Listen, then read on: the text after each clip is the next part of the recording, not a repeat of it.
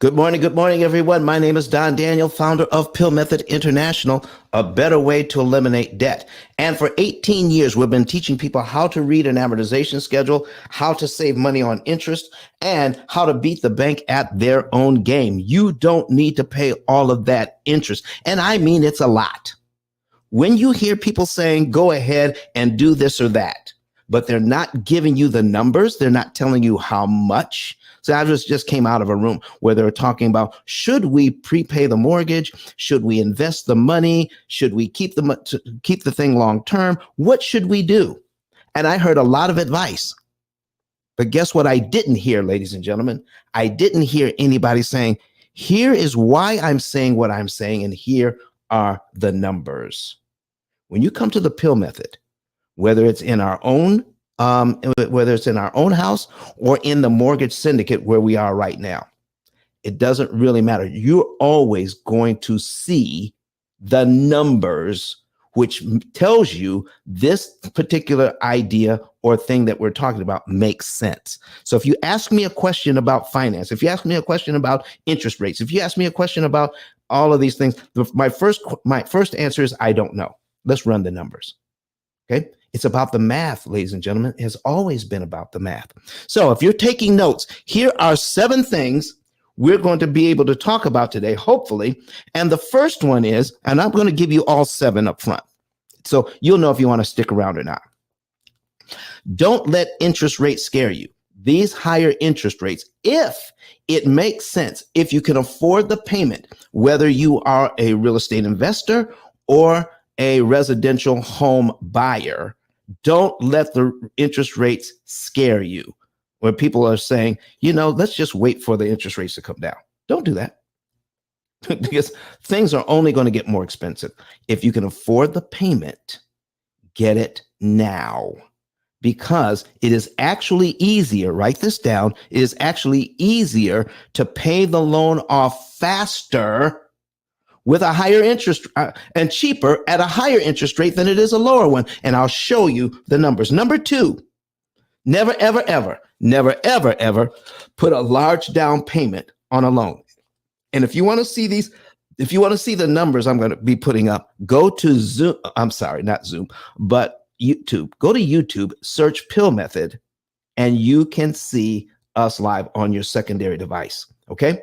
So if you got an extra phone or computer or tablet, go to YouTube, search for Pill Method, see our live and click on, you'll be able to see our examples today. All right. And if somebody were to do that for me and then go ahead and put the link in the chat, I would appreciate that very, very much. Number three, do not lower the term. Okay. So people are talking about get a 15-year mortgage or a 20-year mortgage or a 25-year mortgage. Some people even think about getting a 10-year mortgage. Always get a 30-year mortgage. And I'm telling you, if they offered 40 years, I'd be all over it. I'd be all over it if somebody offered me a 40-year mortgage. I'm telling you, you can do much more with these mortgages if you get the longest term. And that goes for cars as well. Always get the longest term available and then manipulate the amortization schedule to pay less interest. We're going to show you how to do that. Okay. Let's see. Number 4, do not buy down the rate. Don't buy down the rate. Number 5, biweekly payments. Don't even bother. Biweekly payments. Don't even bother. Don't do that. Okay. All right. Here's another thing. The person that is selling you the mortgage, don't let them be your teacher on how a mortgage actually works. Just don't do it. Don't let a person who is selling, don't let the person or the bank or whoever, I don't care how long they've been in business, they don't understand how an amortization schedule works. Now, here's what I need to tell you. Knowing how to produce an amortization schedule is not knowing how it works. You need to know how it works to save money. And that's what we're talking about, folks, saving money. All right. Never, never. Okay, here's the next one. 1, 2, 3, 4, 5. I've gone over 6. Oh, and here's the 7th. Never refi just to get a lower rate. Never refi just to get a lower rate. It does not help you. It only hurts you if you refi. I know that's going against. I know that's going. Oh, thank you. All right. So I put that in the chat for me. I appreciate it. All right. And let me see if I can copy this right quick. All right. And all right. Thank you, Kirk. I appreciate it. All right. So let me see if I can get this and I can put it over in Clubhouse. All right. And let me see if I can get this link here. I can put it in Clubhouse for you guys. Nope, I can't copy it here. All right. So, but somebody will get it and we'll put it in on Clubhouse for the folks. All right. But never refi. All right. Rolling. So let me go ahead and let me get this ready for you because we're going to start with number 1. All right. Let me go over here. Let me get it for you. I'm going to get that link and put it in for you guys. So we're going to go over to YouTube, get the link for you guys, put it in. Let me see here. Get this. And all right. All right. And share. And here it comes, folks. All right. Copy and paste. Let me see if I can get that right. Copy and paste. There it is. I'm putting it in the chat, and I'm going to put it in at the top of the room so you guys can have that. And I'll also, later on, I'll put in my digital business card. So let's stick it at the top of the room so that you can see what's going on here. All right, let's get out of here and pin the link. There it is. All right, that's our look. Now let's go over. Remember, I said the first thing, and please come up and ask questions anytime you want. All right, and I would appreciate if you just raise your hand and come on up now, because as I look away from the screen, I may not look back in time and miss your hand. So come up to the stage now. Let's talk about 7 things you never do when you're getting a new mortgage. Number 1, don't let interest rates scare you right now. So I know some people are paying like 7.5, 7.75. Okay. 7.5, 7.75. Why are they doing that? Why? Listen, let's take a look at I'll take a look at a $300,000 mortgage. All right. And we're going to share that with you right now. Put that on the screen. Let me see here. Share screen. Entire screen. And there it is. We're putting an amortization schedule on the screen for you. And this is from Brett Whistle. His name is BRETWHISSEL. Brett Whistle. Okay. And you can do some of this on your own. I use this as a teaching tool, this amortization schedule, because it includes cumulative principal and cumulative interest. I got $300,000. Delete. Okay. 300,000 at 7%. Come on. Okay. Let's do 7% for 30 years. Here's the payment. Okay. It's $1,995.91. You know, for a comparable house, that still could, depending on where you are in the United States, that still could be a lot less than your rent. Okay. Still could be less than your rent. Okay. So 300,000 at 7%. I want to show you something here that helps you at a higher interest rate as opposed to a lower interest rate. So for all of you that are on YouTube, on Facebook, go ahead and log in and start talking and tell us who you are and where you're from so I can say good morning to you. If you're here on Clubhouse, raise your hand, come to the stage. You need to see these numbers or it will not make sense. Josie, how are you doing, sir? Come up to the stage because I need you to help me out here. I'm going to invite you to speak because how important do you believe it is for people to see the numbers? Sir, can you talk to us this morning? It's extremely important to see the numbers because once you see it and it's explained by you. And by the way, I'm sorry. Good morning to everyone. Once it's explained and you see it, at first you may not believe it, but the numbers are there. The numbers don't lie, and it's life changing. It's going to be life changing if you implement what he's telling you to do here. But Don, yes, I'm going to be listening in, and I'm going to have to go in about an hour, but I'll be listening. I'm not sure if I can help you out this morning. Well, thank you. I appreciate it, man. I appreciate what you've done so far.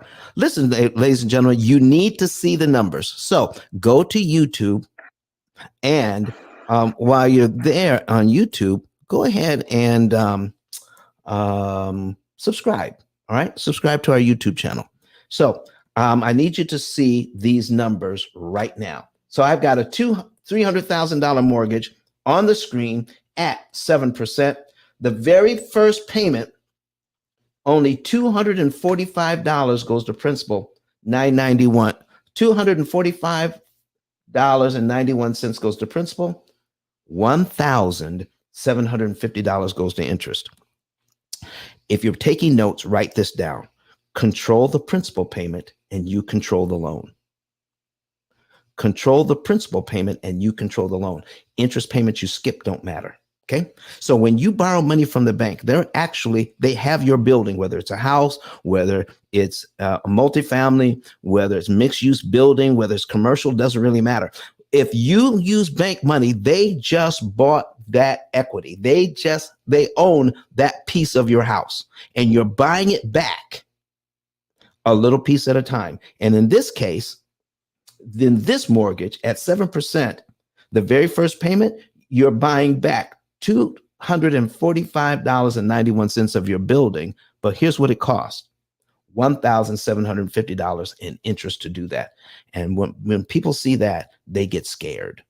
Don't let high interest rates scare you.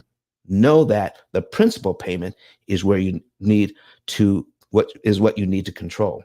So if I make a payment in January, okay, I make my payment in January, my February principal payment is $247.34. Do you see that? That's how much of my equity I'm going to buy back in February.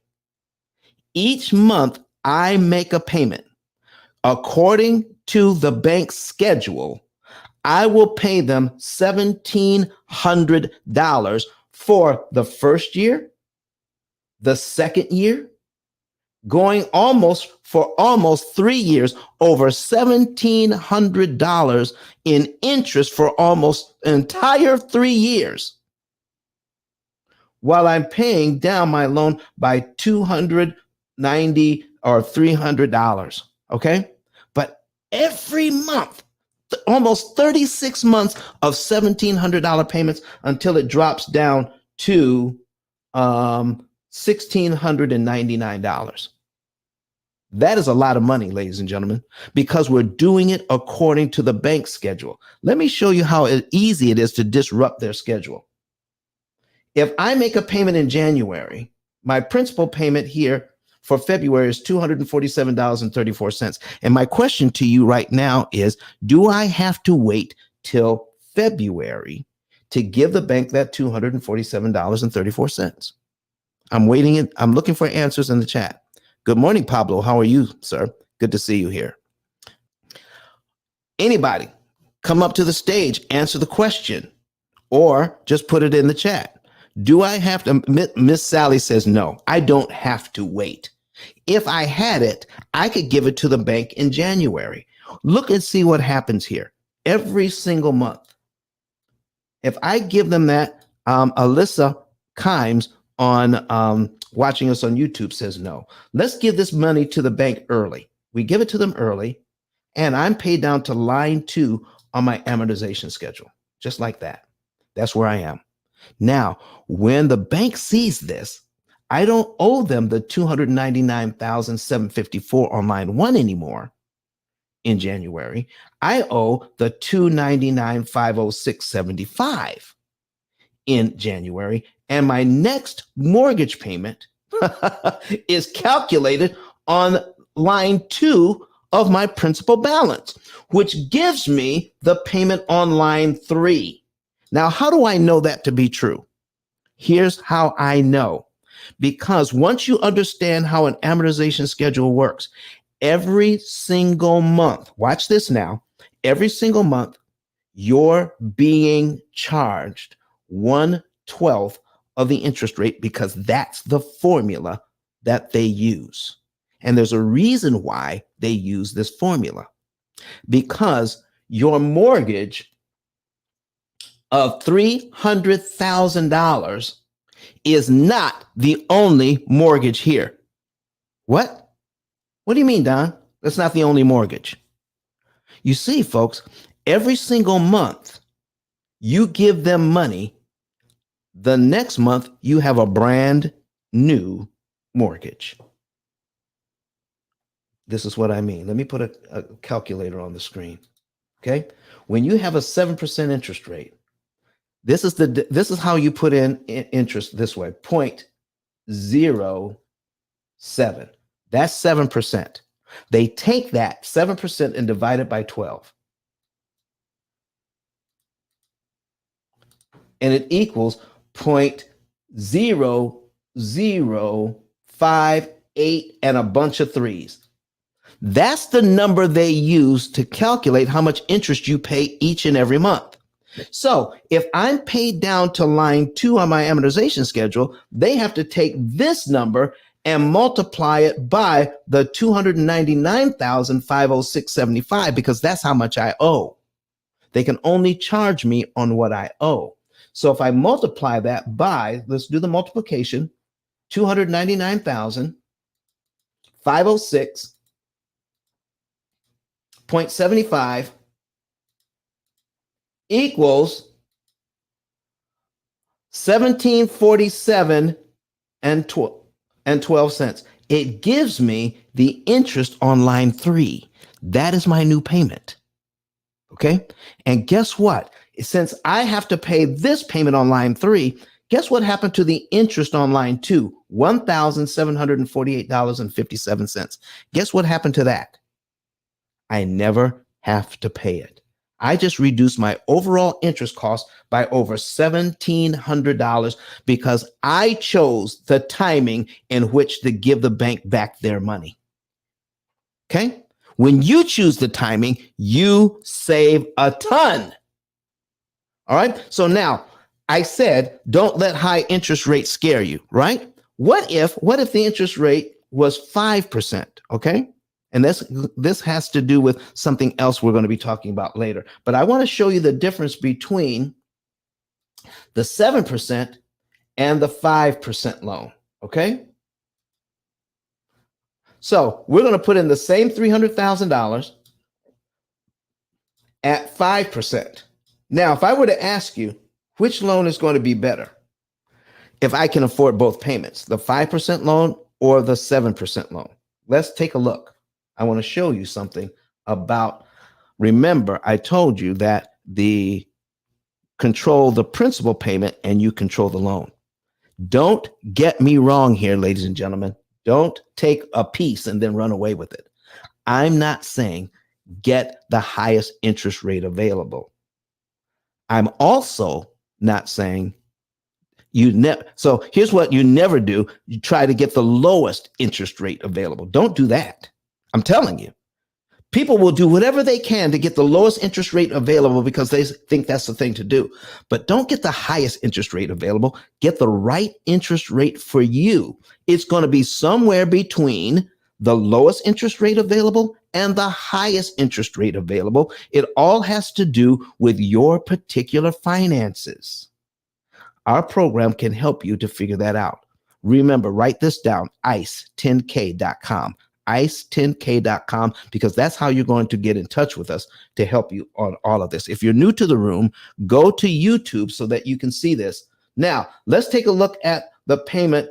The payment on this 5% loan is $1,610. Okay. Now that might be enough. That might be enough to tell you this is what we need to do. All right. $1,610. All right. But the payment on the 7% loan is $1,995 versus $1,610. Well, if I'm trying to buy this house, that's a pretty stiff difference. It's almost $300. Come on. Why not get the 5% loan? Here's what I'm talking about. Let's scroll down to on the 7% loan. Remember I said on line 2, all you have to do is come up with $247.34, and it saves you over $1,700 in interest. But if I'm going to prepay on the 5% loan, look at my principal payment now. It's $361.96. My principal payment is much higher at the lower interest rate. Let me show you something here. Okay. Now, prepayment of principal does work no matter where you are or no matter what kind of loan you have. But in 1 year, you will pay this loan down at 5%. You will pay it down by $4,426.03, but it'll cost you $14,000, almost $15,000 in interest. If you prepay $4,426.03, give it to the bank early. You choose when the bank gets that. If you do that, guess what? You're paid down to line 12 on your amortization schedule in 1 month, and you skip all the interest payments between line 2 and line 12. That's over $13,000 in interest savings. I need you to focus in on this $4,426. Okay, that's at 5%. If you're going to prepay that money, what could you do? If you would prepay about $4,400 on the 7% loan? $4,400 takes you down to between line 17 and line 18 at the 7% interest rate. Between line 17 and line 18, you're knocking out more payments. You're paying the loan off cheaper and faster at the higher interest rate than the lower one. So don't let the high interest rates scare you. Any questions about this before I move on to point number 2? The second thing you never do. Any questions about this? Come to the stage, put it in the chat, whatever it is you need to do. All right. I'm not seeing any questions. I'm not seeing any hands raised. Okay. Point number 2, no large down payments. No large down payments ever on a loan. How many of you, I need to ask you,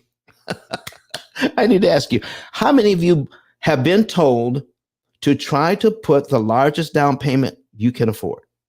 How many of you are told that? How many of you up to now have believed that? All right. Put a number 9 in the chat if people have told you or you have heard that putting a large down payment on a loan can help you. All right. All right. Josie has heard it. Carolyn has heard it. Brooklyn has heard it. All right. Who else has heard it? Harry has heard it. All right. Harry Wilkes has heard it. So listen, this is what we've been told forever. Large down payments is the way to go. Now, let me show you. I had a neighbor, all right, a few years ago. Here's what he did. Here's what he's asking me. This is when the interest rates were at 4%. Now, if you're new to the room, go to, we got the link at the top of the page. It's also in the chat. Seven things you never do when getting a new mortgage. So go to YouTube so you can see the numbers. If you're not seeing the numbers, it doesn't make sense. Okay. So he's building a $400,000 home. All right. And at that time, the interest rate was at 3%. Okay. That was at 3%. There it is. And so he says, I put enough down to get into the loan. I still had but it was a $400,000 loan for 30 years. He's an engineer. After putting enough down to get into the home, because I can't remember if he paid 3.5% or 10%, but whatever he put down, he still had $400,000 left. He was thinking, I got an extra $100,000 here. What if I put that $100,000 additional down? That would help me quite a bit. So let's take a look at that. We're going to duplicate the tab. We're going to put it in at 300,000, and we're going to show the difference here. Okay. Now I'm telling him you need to get the $400,000 loan. He's saying, no, I need to get, now he's an engineer. He's worked out all the numbers. I need to get this $300,000 loan because if I do, look at my payment. It's $1,264 as opposed to $1,686. I got something here from Roger, Roger Farmer, who's watching us. It says, always been told, pay as much down as possible. Roger, you're exactly right. That's what we've been told. That's what we've been told. So now here's what we're looking for, ladies and gentlemen. Here's all his reasoning. If I asked him, do you need a lower payment or do you just want a lower payment? He says, we make pretty good money. I don't need a lower payment. I just want one. Why would I get a higher payment when I could get a lower one? So at 400,000 is 1,668. 300,000 is $1,200. Okay. So point number one, he says, that's my first point. My second point is at 300,000, the bank wants $155,000 in total interest if I keep the loan for 30 years. At $400,000, the bank wants 207. 207 versus 155. That's over $50,000, Don. Over $50,000 extra interest if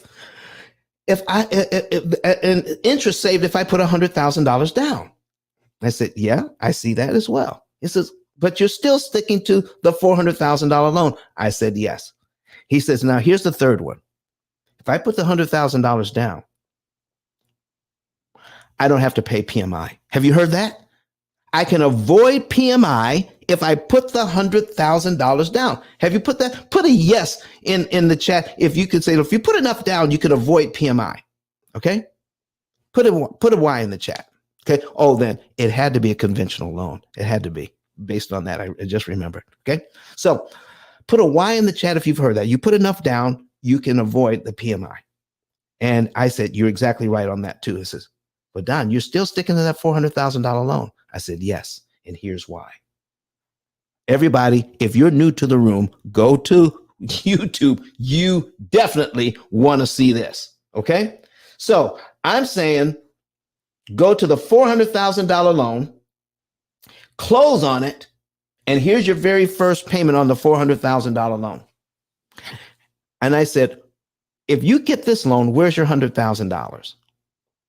He says, well, it's still in the bank. I said, if you just wanted to, now I don't recommend this at all. All right. But if you just want to, could you now take your $100,000 out and apply it to principal?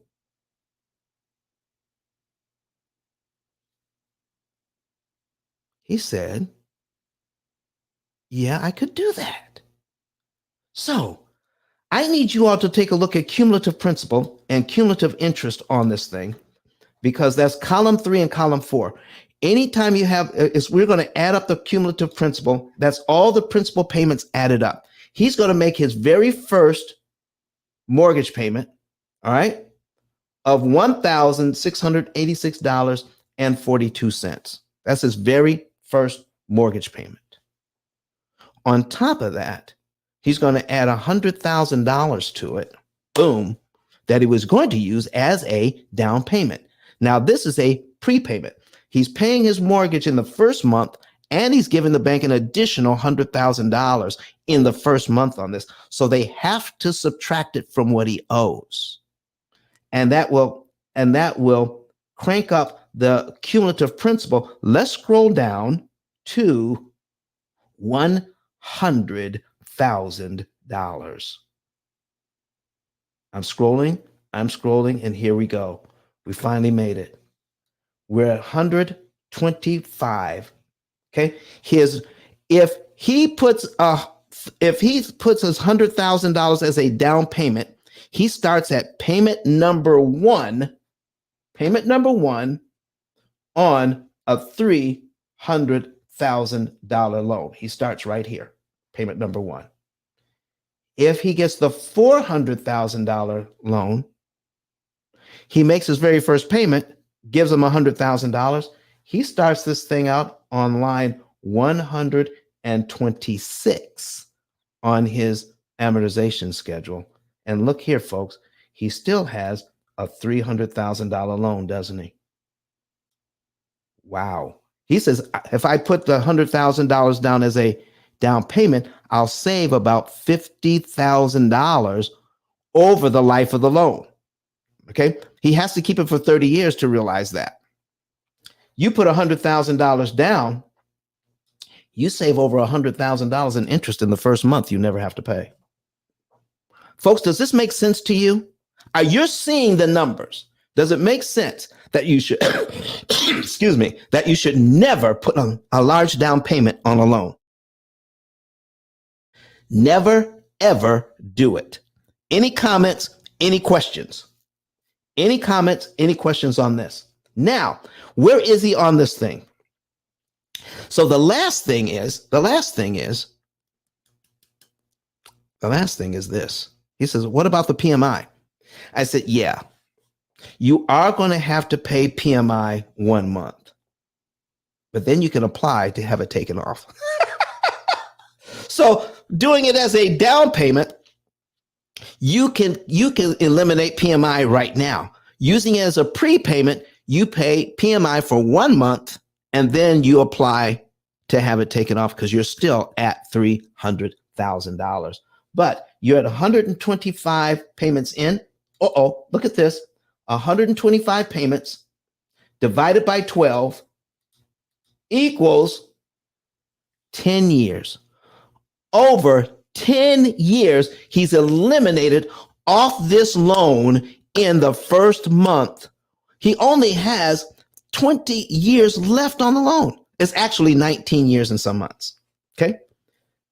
By using the $100,000 this way, he only has 19 years. If he does nothing else, he only has 19 years left. If he put it as a prepayment, as a down payment rather, he has a new $300,000 30-year loan. Ladies and gentlemen, do you see now why at the P.I.L.L method, we do not recommend large down payments? All right. Any questions? Any comments? Come to the stage. Don't sit in the audience. Listen, I love people to talk back. All right. And let's listen. It helps me out to have somebody to play off of and to have a conversation going instead of just a monologue. But Roger Farmer has put something in the chat here on YouTube. He says, Don, I have a question. He says, if I was to do a cash out refi on one of my rentals, would it be wise to maybe borrow more than I need? For example, ask for 10K that I need, then use that 10K to prepay. All right. Now, here's the thing, Roger. Again, my first answer to your question is I don't know. We like simple answers to complicated questions. You have to do the math to figure out if this thing is going to work out for you. Okay. Number one, I generally ask for more than I need if I'm going to cash out refi. I'm going to ask for more than I need. But you don't want to over leverage, meaning you don't want to get a lot more than you need. So we have to take a look at the numbers. That's number one. And then let's see what else you've got here. For example, take 10K. All right. And now what do you want to use the 10K for? If you take 10K out, Roger, what would you use that for? If you got a cash out refi, are you using it to buy more property? What are you using it for? Now that would be something we need to consider as well. All right. So these are some of the things that we need to consider. Cash out refi.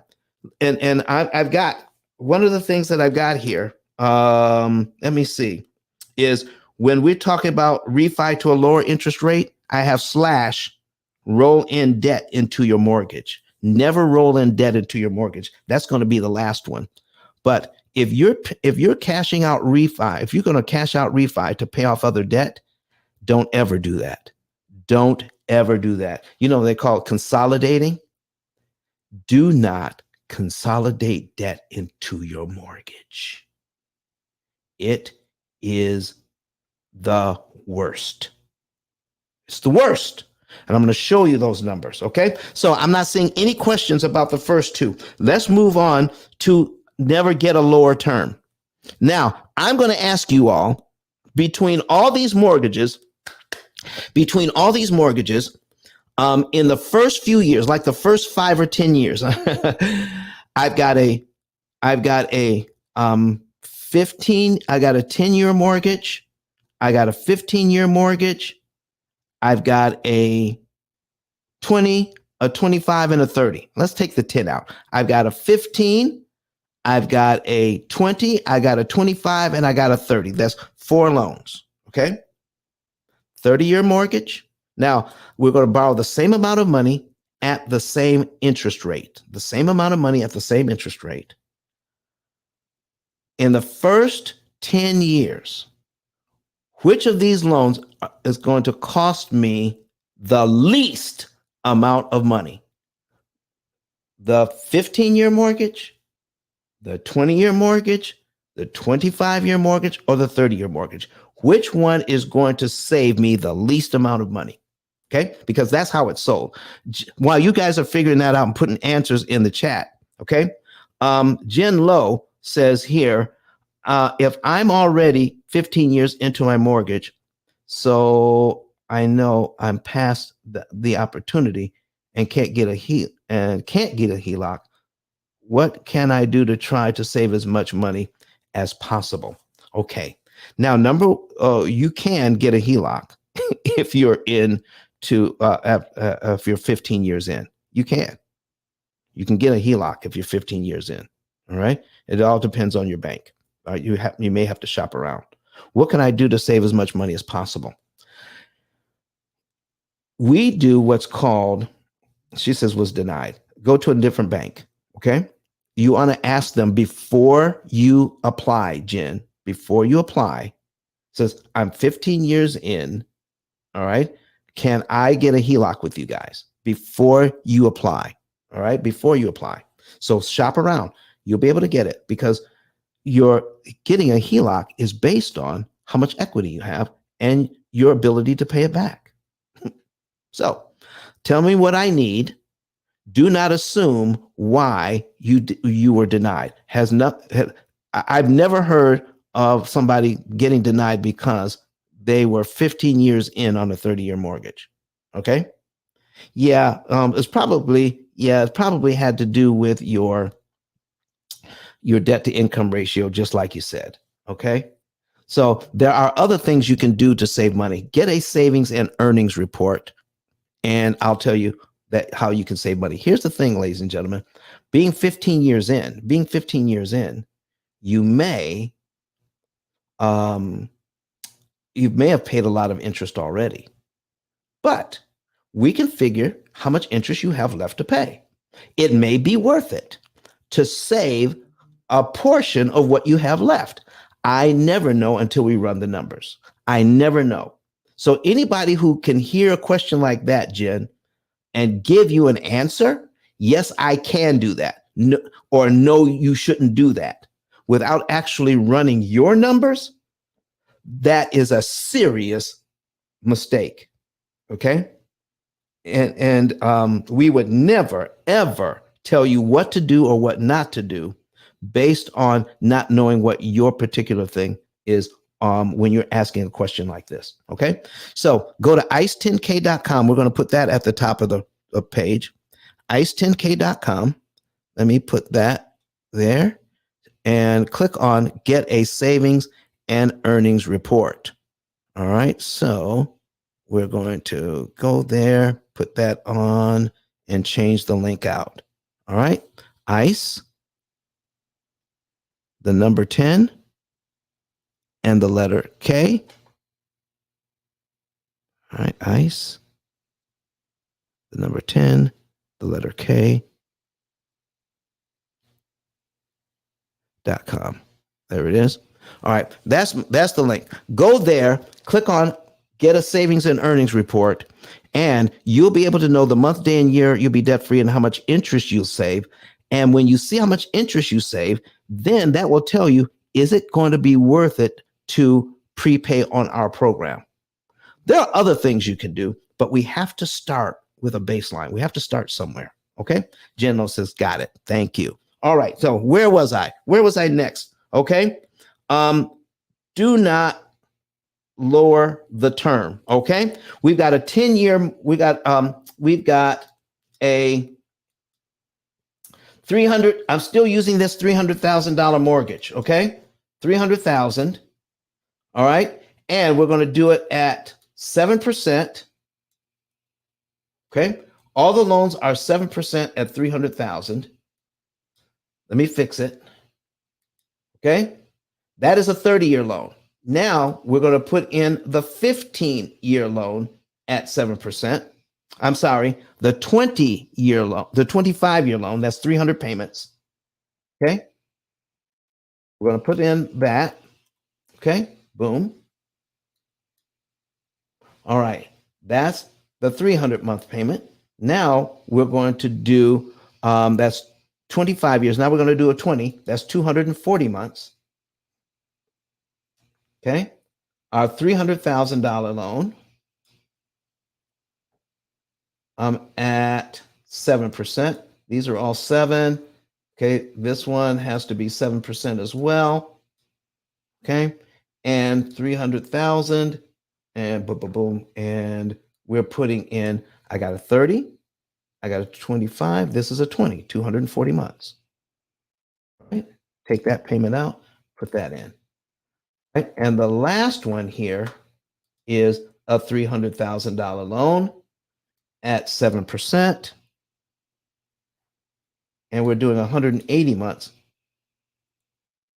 That is 15 years. Here's something that this is probably the first time you've ever seen this, and you can work it out for yourself. I'm not making this up. I didn't prepare. I didn't pre-do this, so the numbers work out in my favor. Go to Brett Wissel, BRETWHISSEL, brettwissel.net, and you can see it for yourself. I want to show you. All right. We're going to start with the 15-year loan, and I want to show you the very first interest payment is $1,750.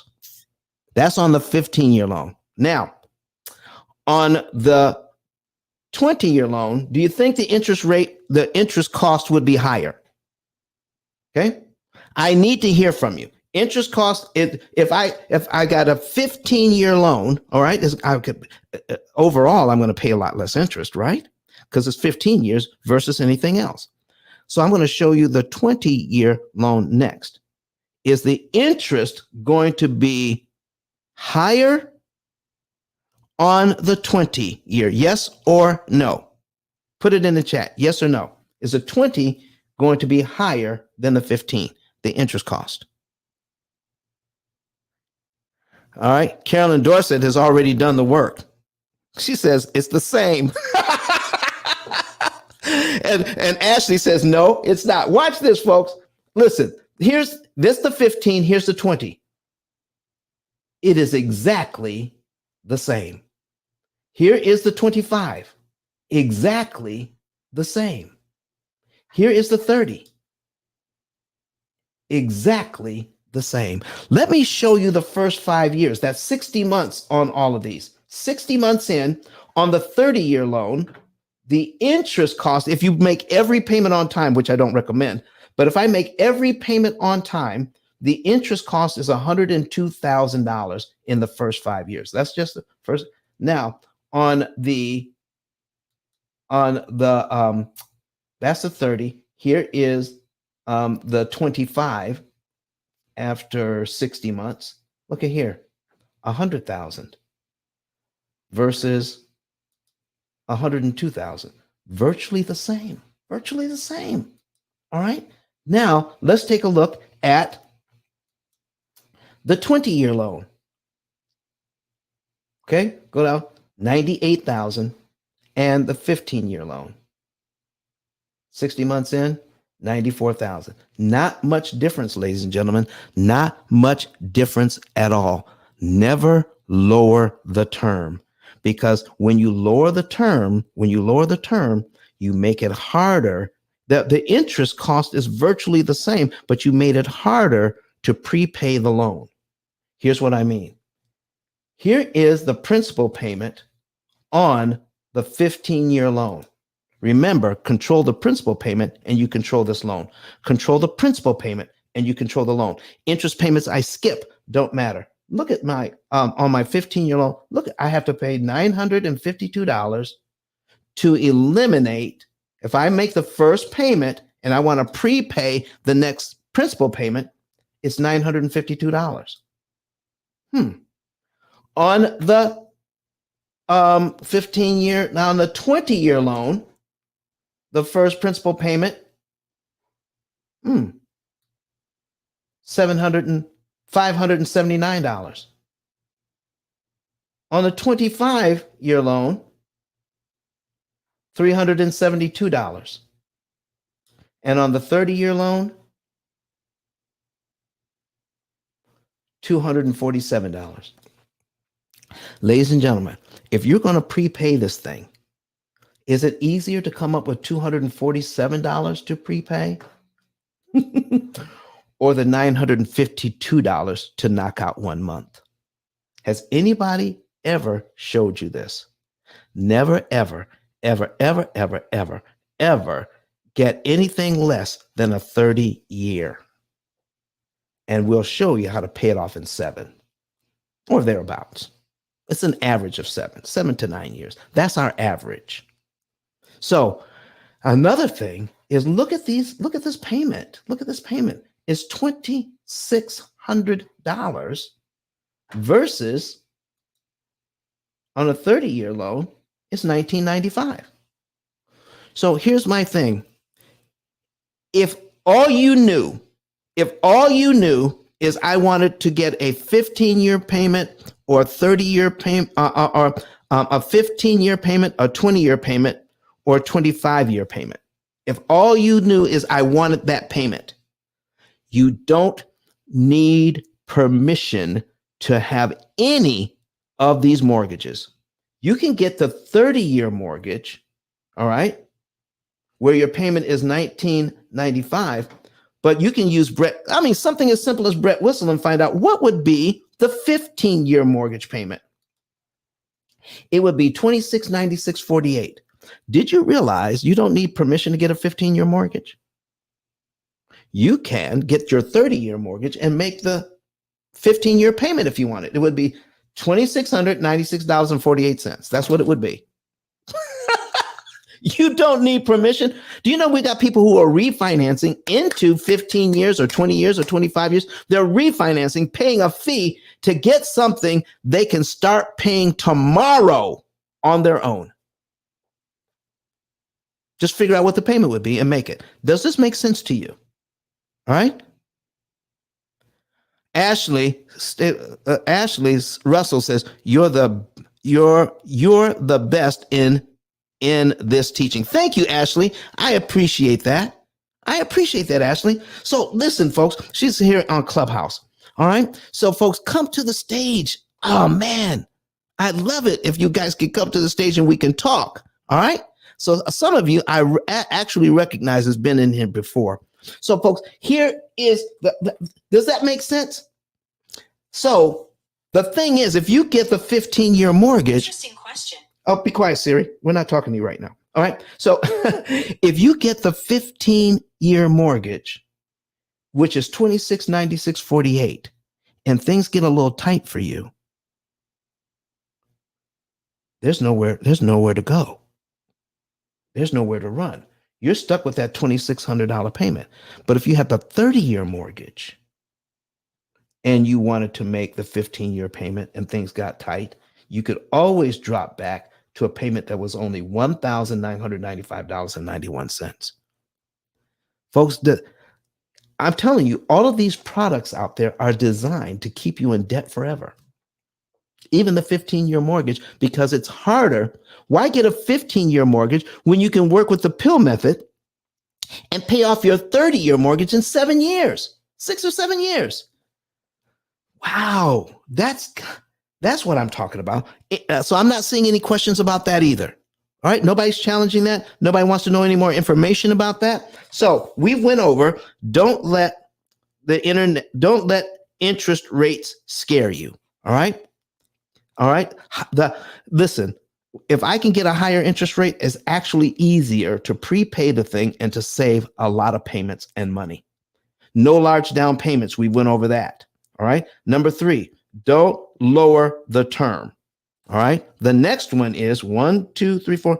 Don't buy down the rate. Do you know I've got some people who are getting mortgages now that are getting them at 5 and 5.5%. Is it because they have good credit? If you get an interest rate of 5 and 5.5, all right, tomorrow, chances are had nothing to do with your credit score. Chances are it had everything to do with you buying down the rate. Be careful, ladies and gentlemen, when you're getting a mortgage and somebody says, we can get you that mortgage at 5%. Ladies and gentlemen, you're paying for that interest rate. And I want to show you why it makes no sense on the banking side.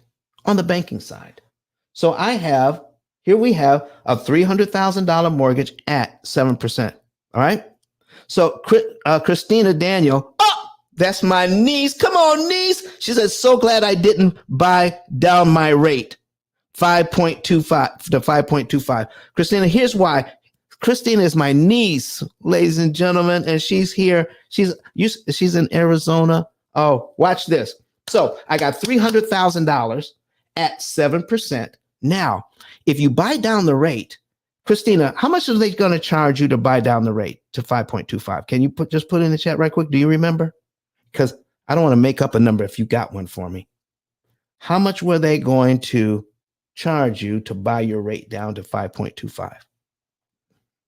All right. If you don't know, that's okay. Just give me a good guess. Okay. All right, folks, I'm going to go ahead. I thought maybe she knew right off the top of her head, but I am so glad to see you in here. So, all right, I didn't buy it down. That's my actual rate. Oh, how about that? Excellent. All right. So, we need to talk. I need to know when you did that. All right. She said, I could have bought it down to 4.75. Oh, I see what you mean.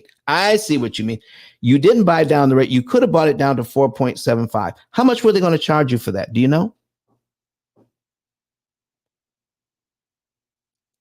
Now, some people would have jumped on that. Okay. So anyway, it was over 3K. All right. Now, here's what I want to show you, folks. Let's just say I've got an opportunity to buy this down to 5%. I can buy it down to 5%. I'm going to change this loan to 360 at 5%. Right? And I'm going to show you why it makes no sense to the bank. Okay? Buy it down to 5%. Now, if you were the bank, would you do this?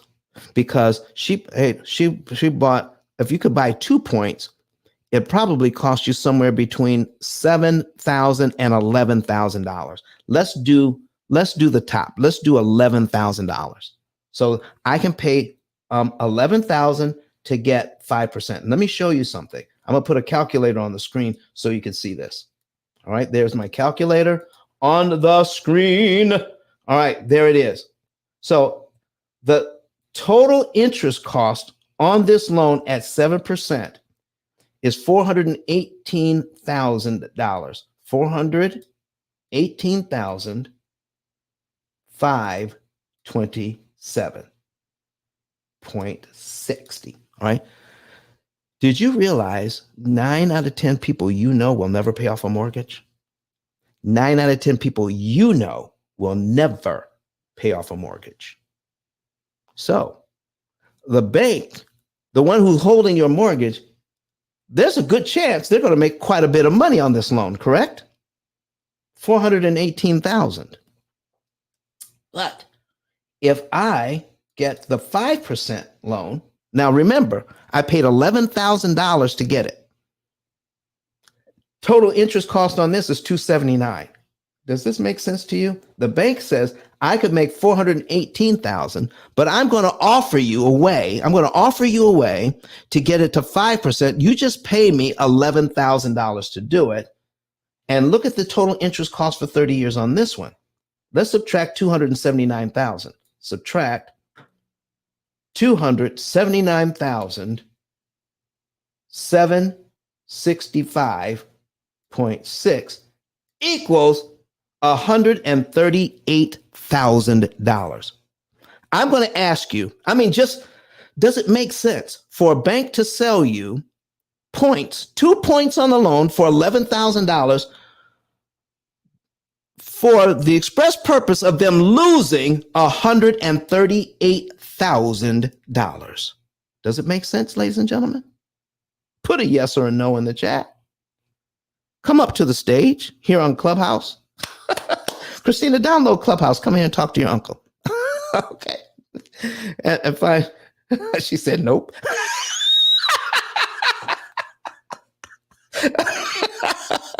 All right. That's okay. That's okay. So listen, ladies and gentlemen, this is what we're talking about. Does it make sense? I hope you're saying no to the question. No to the question. Yes. All right. She says, I'll get the app. Go ahead. There you go. She's going to get the app. All right. Get the app, download Clubhouse, and then look for the mortgage syndicate and come on in. The mortgage syndicate and come on in. Let's talk about it. All right. So, folks, has anybody ever pointed this out to you before? When they offered you the lower interest rate, and you said, ooh, I get the lowest interest rate because that's what we've been taught to think. Low interest rate, low interest rate, low interest rate. But did it ever occur to you that the bank was actually giving up this kind of money to offer you the lower interest rate? What sense does that make? Come on, folks, talk to me. Carolyn Dorset says, Shay Tai says, I cannot see. Go to Shay, if you go higher, there is a link in the chat. All right. There's a link in the chat that will take you to YouTube, or you can go to YouTube and search for P.I.L.L method so that you can see what we're talking about. Go to YouTube, search for P.I.L.L method. You can see what we're talking about. So Carolyn Dorset says this: they're not losing because the first few payments, the interest is still the same. You got that. Listen, Carolyn, you know they're getting theirs off the top. You're so right. You are so right. And the other thing is, here is the best thing.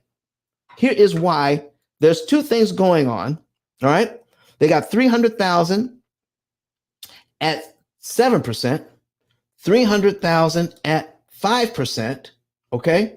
The interest cost is a little bit lower, but the principal payment is higher. Look at this. Look at my principal payment, $247. $3,000 prepaid on this 7% loan. $3,000. If I prepaid $3,000 all at one time, I knock off 1 year off this loan and saves me $19,000 in interest. Now, the people who own the bank know this. Guess who doesn't? Guess who doesn't know this? We don't know it. And the people who work for the bank don't know it. They're not taught how an amortization schedule works either. I want everybody to hear me and hear me well right now. What you know and what you don't know about loans. I'm teaching a lot of stuff here today so that you can replay this over and over again. Don't feel bad because you don't know this. Don't feel bad if you've done exactly the opposite of what we're talking about today. It is not because you weren't paying attention in class that you didn't know this. It is because there was no class on it. That's why you don't know it. Your financial situation you're in right now, for most of you, it is not your fault. It is coming from following the advice of financial gurus and using best practices that are being taught all over the country right now. These are best practices that I'm talking about. The best practices that finance has to offer, I'm saying don't do. And I'm showing you the numbers. Okay? So Jen says it's upfront money for the bank. Upfront money for the bank. You're so right. So if I prepay the $3,000 here, I knock off a whole year's worth of principal. I don't have to pay that. But if I get the 5% loan, $3,000, look here, it only knocks off about 8 payments. Only knocks $2,900, knocks off 8 payments at the lower interest rate. The people who own the bank know this. Bam says numbers don't lie. Listen, anybody here have got any questions or any comments about this? Come and up to the stage, raise your hand. And I see a few tickets in here. All right. Red tickets mean you are not a member of the mortgage syndicate. I need you to cash that ticket in, become a member of the mortgage syndicate, because the P.I.L.L method is in here on Sundays for about 2 hours. Then we are in our own room on Wednesdays and Fridays. Wednesdays and Fridays, we're in here. Okay. So we have our own room. So join the P.I.L.L method house and join the mortgage syndicate. All right. We got Bam on the stage. Bam, how are you doing this morning? Grand Rising Genius. I trust you've noticed that I'm showing my face finally after almost 3 years. I plan to continue to show my face. As you know, I used to show our company brand, Bam.eco. I just wanted to say good morning to you, sir, and I so appreciate you. And for the room, there's something that we're working on that we're going to do real soon. It's called The Puzzle. I'm popping a link in the chat. We'll give you some more details, something that we're working on regarding creating wealth, which includes real estate, the trades, and commerce. I'm Brian Franklin, and I approve that message, and I'm done speaking. Bam. Thank you, sir. Thank you. So, ladies and gentlemen, I just want, some of this is kind of overwhelming. I need you to do 2 things for me. Watch this over and over again, okay? And share it with others. Share this information with others. The 7 things you never do when getting a new loan, and it's going against the advice of the experts. Let me get a drink of water here. And let me see if there are any hands. Let me see if there are any questions in the chat. I'm not seeing anything. All right. I'm not seeing anything anywhere. All right. So what is the next point? What is the next point? All right. So we've been here over an hour. I really should do a reset. You are in the P.I.L.L. I'm sorry. This is the P.I.L.L. Method House, but we are joining forces with the Mortgage Syndicate on Sundays. So join both houses, the P.I.L.L. Method, and join the Mortgage Syndicate. Also follow me. All right. So, and push that always button. So wherever I am talking about this, you can know and learn more. All right. So also, here's what you want to do. I've got given a lot of information. I'm going to go over 3 things and then we're going to continue. All right. Follow me. Follow the houses. Now, get a savings and earnings report. It's free. You can know the month, day, and year you could be debt free. The month, day, and year you could be debt free. Go to ice10k.com, ice10k.com, and click on the button that says Get a Savings and Earnings Report. Get a Savings and Earnings Report. Let's put that on the screen. Get a savings and earnings report. Once you do that, now here's what you're going to do when you click that button. When you put in your cell phone number, because we need to confirm it, we want to make sure that you are not, we want to keep robots out of the system. So we got to confirm that you're a human being. Put your cell phone number in, but no spaces. We're supplying the +1. Put your phone number, your cell phone number, right up against that +1 with no dots, no dashes, and then click confirm. We're sending you a text message that has a code. That code, you take that code and put it back into the website. That confirms you are a real person, okay? And then you can click on that last button down there that says, yes, I want to save. Yes, I want to save. That will let you into our financial form, put everything in that we're asking for. It's just, how much you owe, interest rate, and your minimum payments. And then we're going to ask a couple of questions about income and how much money is left over after all the bills are paid. With that information, somebody from my staff will give you a call within 48 hours, and we're going to confirm that information. That's why it's important for us to know when we can call you back. We got to confirm the information as correct. And when we do, we can set up a consultation. You can get your savings and earnings report for free. But if you want a consultation to go over it in detail, my staff will set that up. How much is a consultation? $150, guaranteed. What do you mean guaranteed? Yeah. If you don't get $150 worth of benefit out of that consultation, you just tell me before the call's over. I'll send it over. I'll send it back before we hang up. That's how confident we are about the information you're going to receive when you can talk to us one-on-one.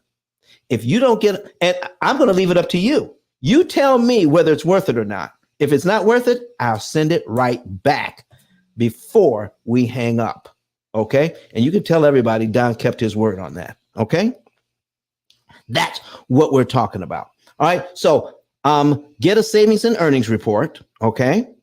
Then also get my book.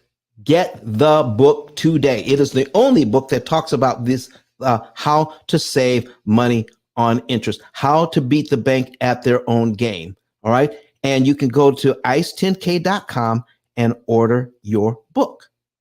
And you can watch these videos, share this information with others. Here's the last thing I want you to know.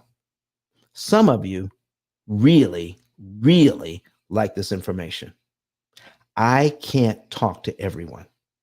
I need your help. So if you would please become an affiliate. You can become an affiliate for free.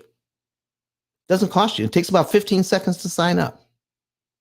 And by sharing this information with others, I only want you to talk to people who want to do something differently. I'm not trying to change anybody's mind. If they're satisfied with what they're doing, they can continue on. If you know someone who wants to do something better, something different, something that's actually going to get them out of debt in 7 years instead of 30 years to never, then share this information with them, send them to my YouTube channel, let them watch some videos, and call them within 48 hours. No longer than 48 hours. Call them within 48 hours. See if they want more information. Go back to the same ice10k.com and click the button that says refer a friend. When they become a client, we will pay you $300 for sharing some videos and calling somebody and then sending their information to us. But don't forget, when you're filling that information in, make sure you put on the line who referred them your name and your phone number so we can credit it to you. If you send us 2 in the same month, the second one is worth $400. That's now a total of $700. You send us a third one in the same month, that one, so you got 300, 400, that one's worth 500. You send us a fourth one in the same month, that one's worth 600. You send us 5 in the same month and they all become clients, that fifth one is worth $1,200 for a total of $3,000 just for referring people to us. We can't talk to everybody. We need your help. All right, folks, let's get back to this. Let's get back into it. So we went over, don't let interest rates scare you. No down payments ever, not on a car, no large down payments on a car or a house. Now, here is the caveat. I remember in the beginning, I said there may be a reason to do this. If you need to bring the payment down so it's in line with your finances, then a down payment would be appropriate. But don't put down any more than you have to. Let me put it that way. Don't put any more down than you have to. Okay? All right. Don't buy down the rate. Do not buy down the rate. All right. We're going to show you how you can make out better at the higher interest rate if you can afford the payment. If you can afford the payment. Now, again, if you can't afford the payment, then buying down the rate to get the house you want may be appropriate, but no more than you actually need to get into the house. All right. But most of the time, it is not because people need a better payment. It's because they want a better payment. Okay. Keep that in mind. Here's the next thing. Don't let an MLO teach you. Don't let a mortgage loan officer who is selling you the mortgage, don't let them educate you on how a loan actually works. And I'm going to ask you, everybody in here who has a mortgage, up to now, has a loan officer ever explained to you how a mortgage works? Ever? I want you to put a yes or a no in the chat. Based on the information you've received so far, has a mortgage loan officer ever told you any of this information? Yes or no? Put it in the chat. Okay. Nope. Okay. Shelby Stable Russell says, I have too, and never have they ever. Christina says no. My niece says no. All right. Ashley says no. Bam says no. Listen, folks, you're not getting this information from the people who sell you the mortgage. Even if it sounds good. Shay Tay says no. Sandy Smith says no. All right. Here's what I need you to understand. When a bank, mortgage company, credit union, whatever it is, says, I want you to do this to save money. I want you to do this to save money. If you're saving money, then who would have to be losing money? If your bank, your credit union, whoever says, do this and you'll save money. If you're saving money, who has to be losing money? Ask yourself that question.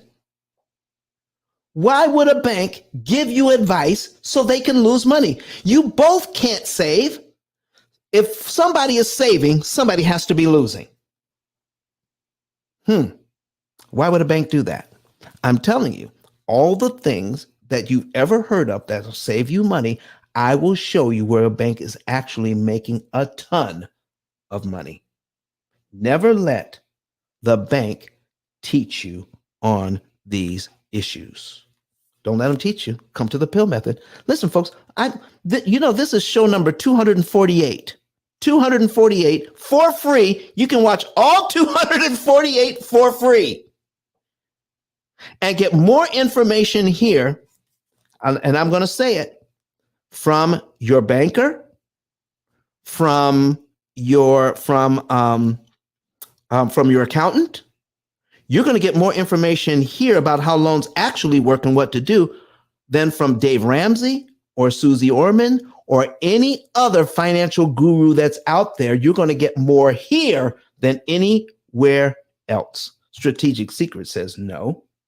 Sand says no, no, no, they have never. All right. Veronica Watkins says, when we refer our friends to you, do we just tell them to use your, oh, no, Veronica. Here's what you're going to do. I think you came in late. All right. Go to ice10k.com. This is just for you, Veronica. Oh, no, we got other people listening in, but they can do it too. All right. Go to ice10k.com, the link at the top of the page. Click on it. And then you will see a button that says become an affiliate. Sign up to become an affiliate. It takes about 15 seconds. It is free to become an affiliate. Okay. And then when you find somebody to refer, if they want to do something better, to pay off their debt better and cheaper and faster, then send them to the YouTube channel and let them watch the P.I.L.L Method YouTube channel and let them watch some videos. You don't even have to point out which ones. They can choose any ones they want. Okay. Then in 2 days, within 48 hours, no more than 48 hours though, give them a call and say, do you want more information? It's just that simple. If they say yes, go back to the same ice10k.com card. That is my digital business card. And there's another button that says refer a friend. Fill that out. Put in your name and number on that one as the person who is referring. It locks it into you. And then when they become a client, you will get $300. Now, here's the caveat. They must have at least $100,000 in debt. They got to have at least $100,000 in debt. If they got at least $100,000 in debt, then we'll pay that out. Okay? So keep that in mind, because I don't want anybody, listen, the reason why I have to put that out there is because somebody is going to send their brother over who has $5,000 in debt.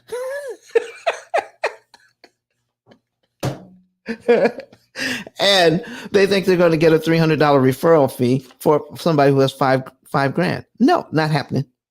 They have to have at least $100,000 in debt. We have to be able to do something for them. Okay.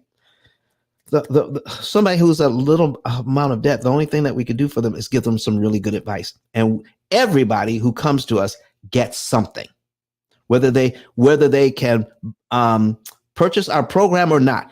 Everybody who comes to us gets something if they want it, even if it's just some good advice. Okay. Thank you very much for asking that question, Veronica. So where are we, ladies and gentlemen? So we are, we started this at 8:30. All right.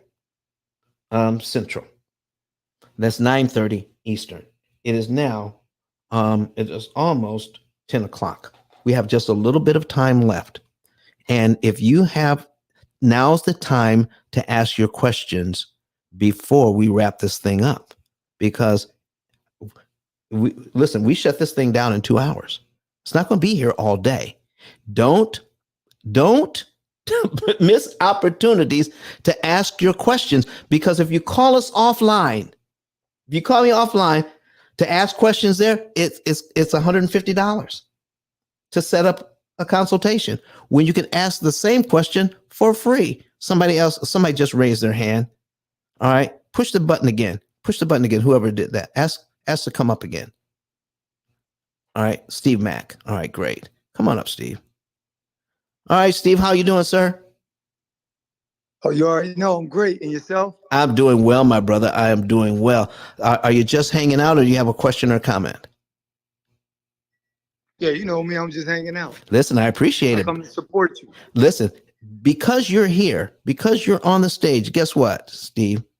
The people that follow you, 503 people that follow you, just got notified that they need to come into this house to get more education about the 7 things you never do when you're getting a loan. So we went over, don't let the interest rate scare you.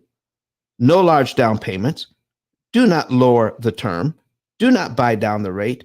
No bi-weekly payments. I skipped over one. No bi-weekly payments. We got to do that. I need to ask you all some questions. All right. And before we do that, I got San here. Don't remind me where we were. We're on bi-weekly payments. I am 15 years into my mortgage. Can I still save the remaining 15 years on this mortgage? Can I be rescued? Yes. The answer is we have to do the math to see how much interest you have left to pay and how much interest we can save you. Keep this in mind, folks. When you're getting out of debt, it is not about how fast you can pay off the principal. It is not. It has always been and always will be how much interest you can save by giving the bank back their money in a time that benefits you. That's all we're doing. Taking control of how you pay the bank. Just like you take control of your television watching with a DVR, and advertisers don't like DVRs because you can skip over the commercials. When you take control of your loan by giving the bank back their money when it benefits you, you're skipping the interest. And they hate that. So take control of your loan. That's what we're talking about. All right. Christina says, all right, let me see what Christina says here. I feel like I don't have enough to save to make a difference. Do you get people like that? Because staying in this mortgage for 30 years sounds awful. Christina, let me show you something right now. My niece asked me a question, so we got to put a pin in. We got to put a pin in this where it says no biweekly payments. We're going to get back to that. Let's go to here. All right. And I need, all right. So watch this, ladies and gentlemen. Christina says we don't have a lot of money on this loan here. On this loan here, 300,000 at 7%. If we prepay $247.34, I can save $1,700 in interest. All right. So I'm going to put a calculator on the screen right now. Okay. I can save $1,748.57.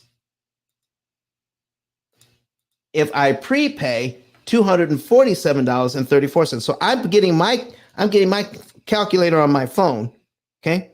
This is for you, Christina. All right. You tell me if this makes sense. So I'm getting my calculator up on my phone and I'm going to put in the $247.34. Now, Christina, what if I don't have $247.34? What if I have half that? I'm going to divide mine by 2. I'm going to divide it by 2. So I don't have 247, but I have $123.67. If I prepay that, do you realize I save half this interest? Let's divide that by 2. So if I only have $123.67, if I apply it to this mortgage, I will save $874.29. Do you all think that's worth it?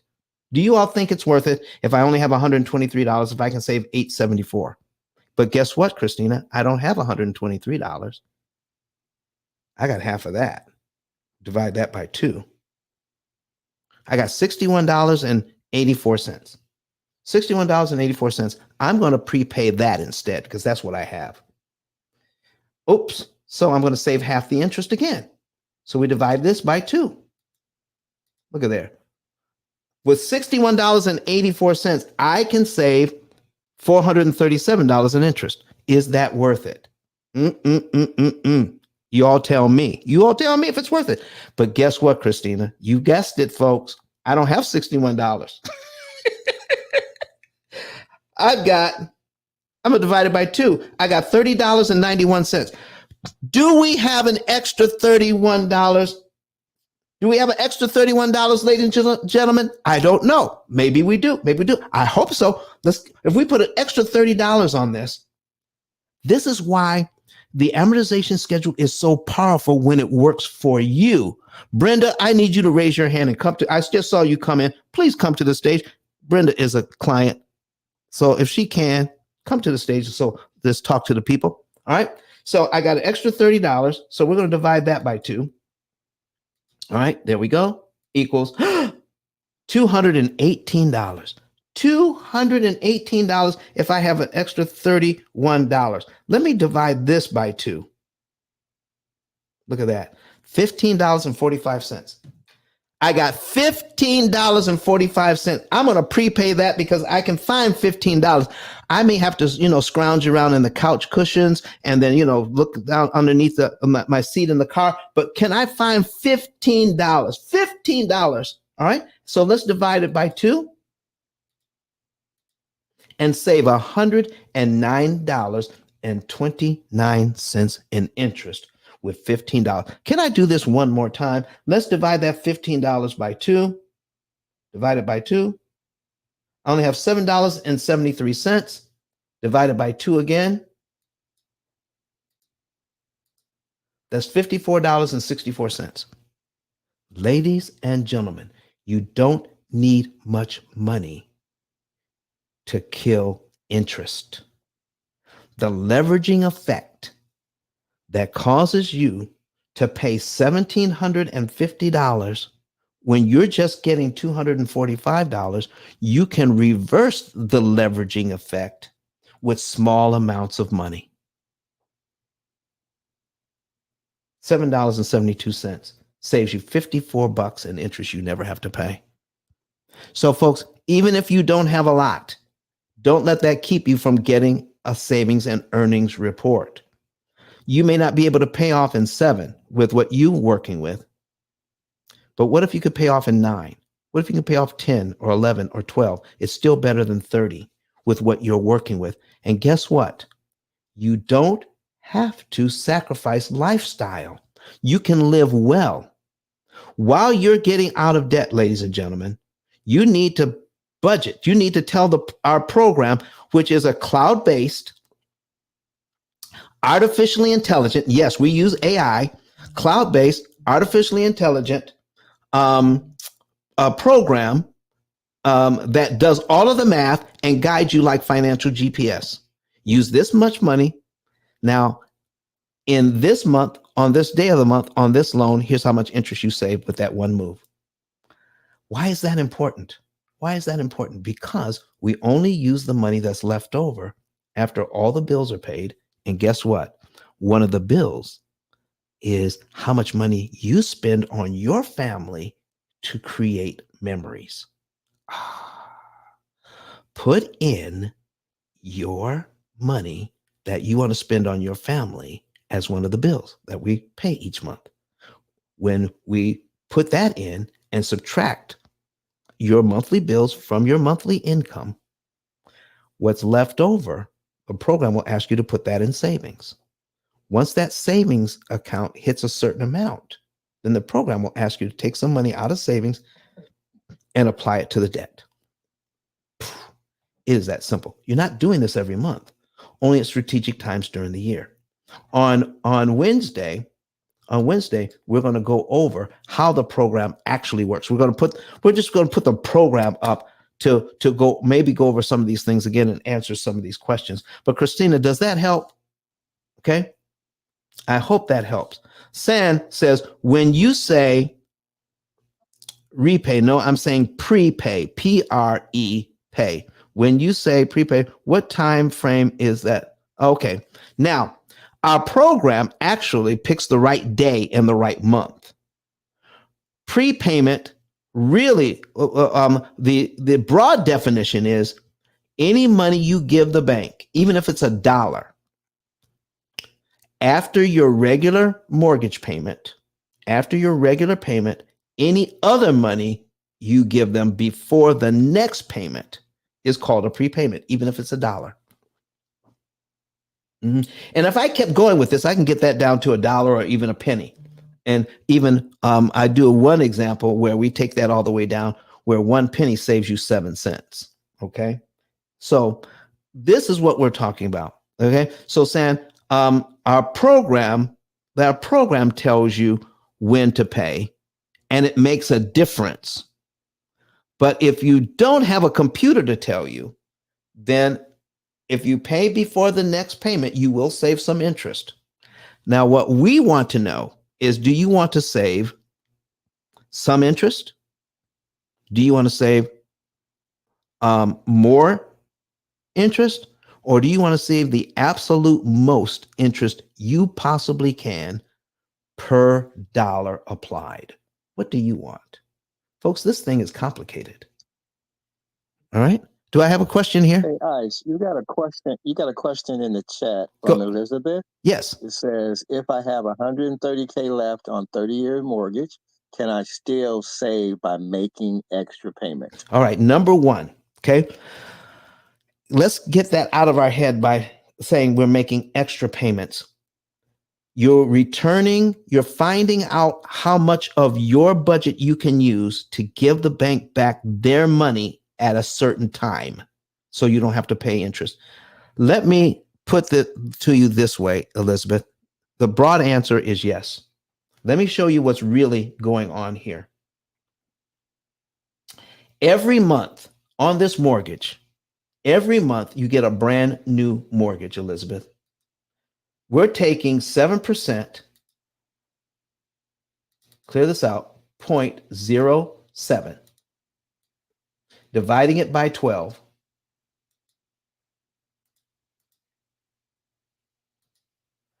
and taking this number and multiplying it by the unpaid balance 360 times. So when you pay on the very first one, they're multiplying this by 300,000 and it gives you $1,750. If you don't believe me, watch. I'm going to multiply this number, multiply by 300,000. $300,000, okay, equals 1,750. So the next month, because you paid down $245.91, they're going to take that number and multiply it by this number. So every single month, you get a brand new mortgage for them to multiply that number by 1/12 of your interest rate. Well, if you can fix it so that you give them money that they weren't counting on before the next month, then you lower the principal balance and they can't charge you all of that interest. So you're fixing it so they can charge you fewer times, not 360 times, but my average client pays about 87 payments instead of 360 payments. And they're done. 87, 90, somewhere in there. So by giving the bank back the money you owe, but giving it to them in a time that they weren't looking for, it makes it impossible for them to charge you interest on that amount of money. Man, oh man, that is what's going on with this thing.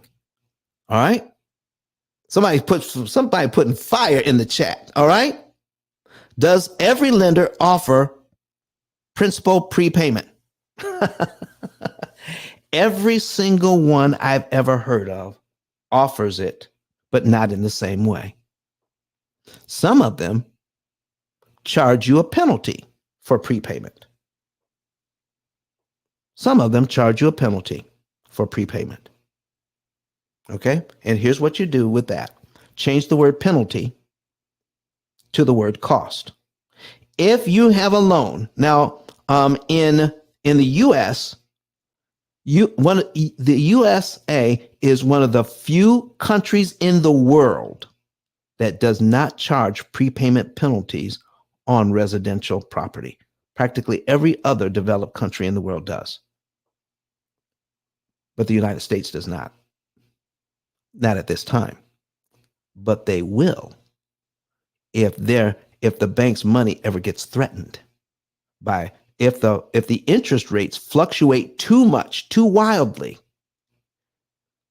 When a banker has your loan at 4% and the interest rates go to 7%, they are losing money. They hate fixed rate loans for that reason. Because our interest rates don't fluctuate wildly, a lot of them will take a chance on fixed rate loans. And that's why this is the largest country in the world that offers fixed rate loans for that reason, only because of Fannie Mae and Freddie Mac. They can borrow money at a lesser cost than what is the word I'm looking for? Private entities, totally private entities. They don't have the same deal as Fannie Mae and Freddie Mac, who actually controls the mortgage industry in this country. So, because they have an advantage, they can keep the interest rates lower and keep the interest rates from fluctuating very much. That's why you can get a fixed rate loan in this country rather in other countries where you can't get a fixed rate loan.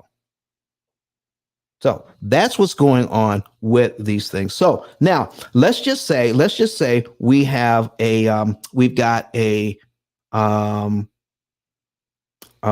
was my point I was making? All right. Oh, principal prepayment. All right. I got a loan. All right. And the banker says, listen, if you prepay this thing, we're going to charge you. All right. My question is, how much are you going to charge me if I prepay this much? They'll tell me how much they're going to charge me. But guess what they don't tell you?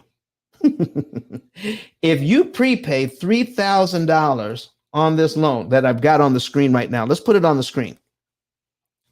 I have this $300,000 mortgage at 7%. If I prepay this $3,000, it saves me over $19,000 in interest. I guarantee you that the penalty on this is nowhere near $19,000. Okay? Find out what the penalty is. Find out what the interest savings are. Do the math, and then figure out if you want to prepay or not. Does that make sense to you? Because right now, everybody, I don't care where you read it, whether you read any book, anything online, anything anywhere. If you see prepayment penalty, I found this on the web. I'm sorry. Okay, thank you, Siri. Okay. Listen, if you see prepayment penalty, they're all talking about avoid that prepayment penalty. But they're not doing the math to tell you, here is how much interest you would save if you do this, and here's how much the penalty is. Now, I've told this story before, but I'll tell it again. Canada has prepayment penalties on residential properties. If you violate that rule, you're going to have to pay them. I showed a family how to save $100,000 in interest. Number one, they knew how much interest they were saving. They didn't know it before, but they know it now because we taught them how to calculate it in our program. They're saving $100,000 in interest. The website for their mortgage has a prepayment penalty calculator. So we just follow the rules, put everything in there, and then the calculator came up with the number for their penalty. To save $100,000, their penalty was $1,200. $1,200. Do you know what happens when we hear the word penalty? All we do is think of something bad and we avoid it. I don't want to pay that $1,200, but we didn't know to avoid paying the $1,200 meant to pay the bank $100,000 they didn't need. We did not realize that because no one else is pointing it out but right here. Do the math, ladies and gentlemen. William on the stage. I want to see if William has a question. Go right ahead. Yes, actually, I do have a couple of questions, if I may, please. Yes, William, go ahead. Mine is sort of a multi question. One is, how does auto loans differ in the interest than residential or mortgage loans? Because I have an RV loan that I've been paying. Actually, what I did is I doubled the payment, and I've been making weekly payments 4 times a month. Mhm. So I want to know if you could expound on that, please, first. Do you also have a mortgage, William? Not on my primary, but on some of my investment properties, I do. So you have, so here's what we're talking about when we come into that. You can pay weekly on your auto loan, and they will accept it. And you're saving a ton of interest. You don't even have to pay extra. You can get ahead by just making the minimum payment on weekly, but you can't do that on a mortgage. That's one of the differences. Okay. Right. Now, here's the other thing. If I have can you give me the approximate amount that you borrowed for the RV? It was like $97,000. $97,000. Okay. And what was the interest rate? 4%. 4%. And what was the term? 4.1517, I think, something like 4.17. I'll put that in. 15 years. 4.17 for 15 years. Okay. There we go. Yes. For 15 years, that's 180 payments. I'm putting it on the screen right now. Okay. 97,000, right? Mhm. So here's how much interest they want for the whole thing. $33,000. So anything you do, William, saves you on that $33,000 in interest. Okay. Right. I guarantee you're probably paying more than that on one of your mortgages. So the extra money you're putting on here. Okay. Now give me one of your mortgages. Where did it start? One of them is 4,000.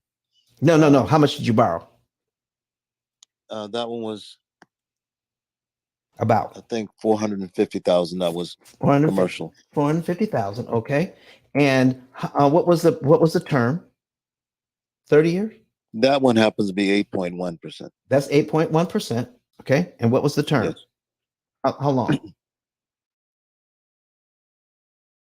30 I years? wanna say 25 years? No, it's not a 30. I think it's 10 or 15 years. I can't remember. Okay. Let's go with, if it's commercial and it's this large, it was probably 25. All right. Let's start there. Okay. And you tell me if the payment comes out right. So I'm going to put in 300 months. All right. And the payment is, I'm coming up with a payment of $3,500. Is that about right? Or is it more than that? Well, it might be because I'm paying and the escrowing the There you go. taxes and insurance. This is so just it end up being forcibly. All right. So here's what we're talking about. I'm going to show you this. How much extra are you putting on your RV? Give me a number. On the RV, I'm putting, my payment is $600 per month, but I'm paying 12 because I'm paying $300 per week. Okay. So it's so how much per month and how much extra per month? It's $600 per month, but I'm paying $600 extra per month. 600 extra per month. Okay. I got you. Okay. So 600 extra per month. So let me take a look at the RV. So 600 extra per month is, let's just say, because this is a little over $700, almost $700. I can knock off 2 of these interest payments. That's $670. Okay. I can save 670, maybe $700 when I take a look at all that you're prepaying. I can save about $700 on this. Okay. So, but $600 on this mortgage, look at these payments. $600 on this mortgage saves me over $3,000. So that's the difference. It's not how much interest you can save. It has to do with you're going to save interest or you're going to pay interest. Which interest do you want to pay? We get stuck at looking at interest rate when we should be looking at interest cost. My interest rate is 4%. My interest rate over here is 8.1%.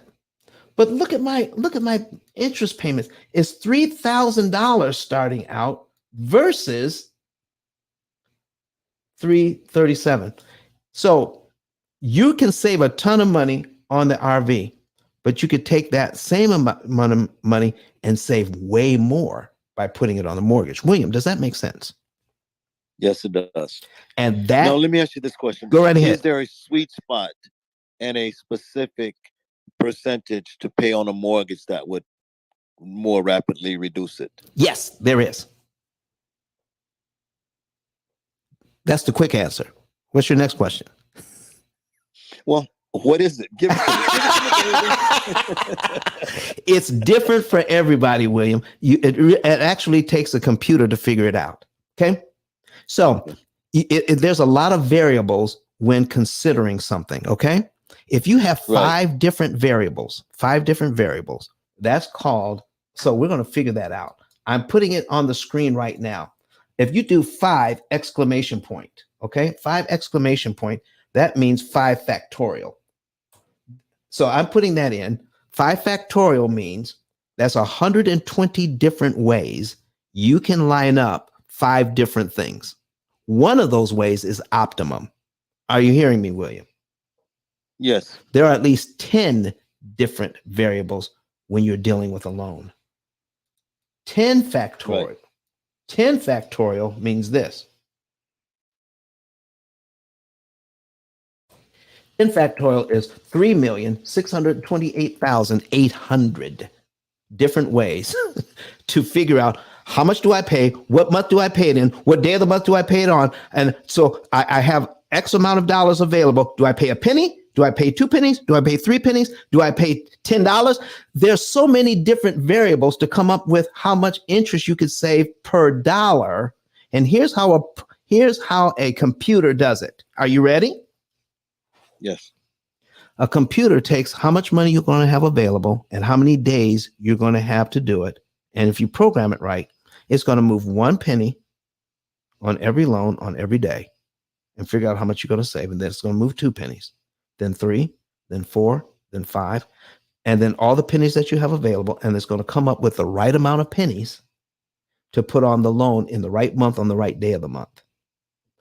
A computer is not smart. It's just fast. That's how we come up with the right amount to figure out how much interest you could save, the maximum amount of interest you could save per dollar. It only takes about 2 or 3 seconds to do that. This is what we're missing out on. We have banks who are using supercomputers to rob our futures of all of this money. And we're trying to beat them with a dime store calculator and a paper and pencil. We can't do it. Right. It's too much. Well, thank you so very much for the information. I listen all the time at you speaking, and I really appreciate it. William, you are so welcome. All right, folks. I got about 10 minutes left. I got 2 things to cover. All right. Bi-weekly payments. All right. Oh, I got another question here.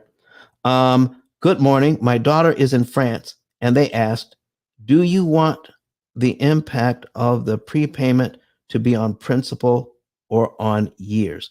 Here's my impact. It's on cost. The impact is on cost. If all of your loans were 0% interest, would there be a problem? If all of your loans were 0% interest, would there ever be a problem? Because then all of your money would go to principal. The problem with loans is all this doggone amortized interest they're charging because we don't understand it. So The key to getting out of debt is paying the least amount of interest that's mathematically possible. It has nothing to do with the years. It has nothing to do with the principal. Has everything to do with how much interest am I going to pay you to give you back the money I borrowed? So the best interest rate, ladies and gentlemen, is 0. The next best interest rate is the one that we can provide for you, where you're paying the least amount of interest that's mathematically possible. We're going to get you as close to 0% interest rate than anybody else in the world, because that is our focus. All right? That is the answer to that question. Now, let's get back to these last two things, and I need to ask some questions. A biweekly payment. When you're making a biweekly payment to your mortgage, guess what? You're making a payment on the 1st and the 15th. I need to ask you a question. If you're in a biweekly payment situation right now, when you make a payment on the 1st, are you saving money at all? Are you saving money and time when you make that first payment? And are you saving money a second time when you make the second payment around the 15th? That's a yes or a no.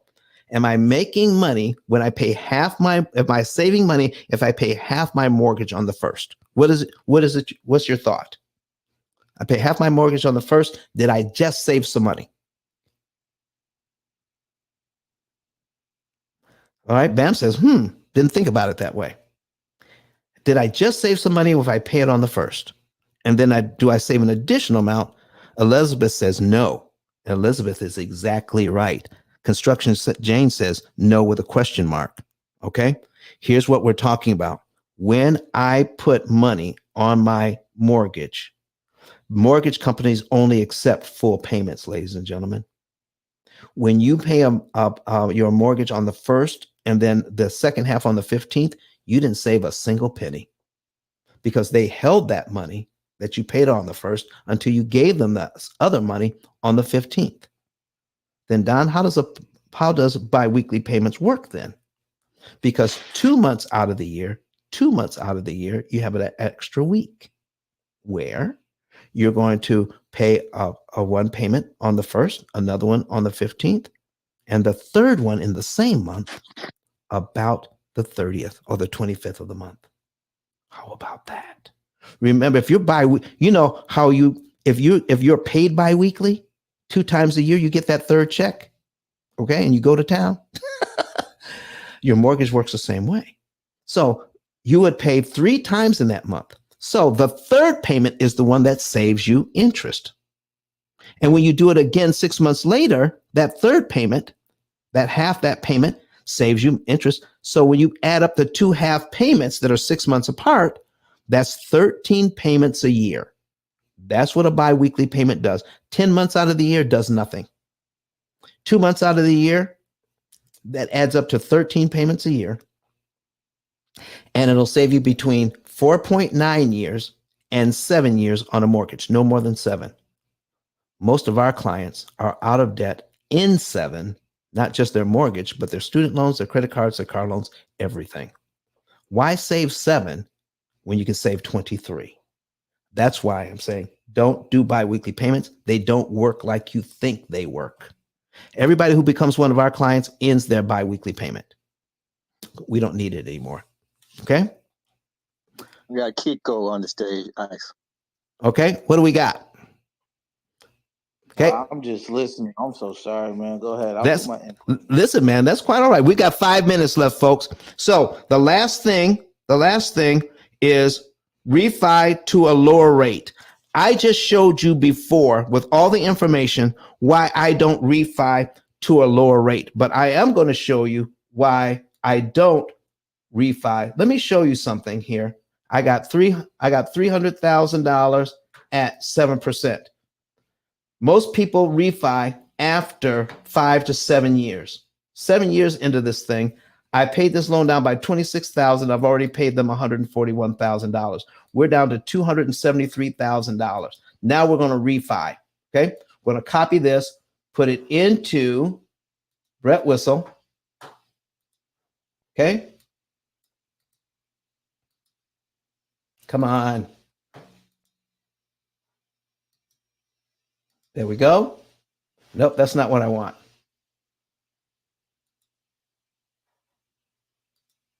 I want $273,000.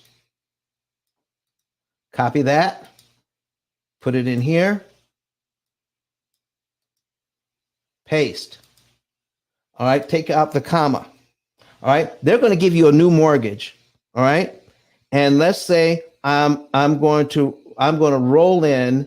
All right, I'm going to roll. I've got some equity, and I'm going to roll in $30,000. All right, take out 30 grand so I can pay off some high interest debt. So I'm going to put that in there. So now if I put $30,000 in, I've got 273, $303,000, $303,303. All right. At 6%, I got a little better interest rate, but I got a brand new 30-year mortgage. Look what happens. I just rolled in some high interest debt, ladies and gentlemen. I got 20% credit cards in here.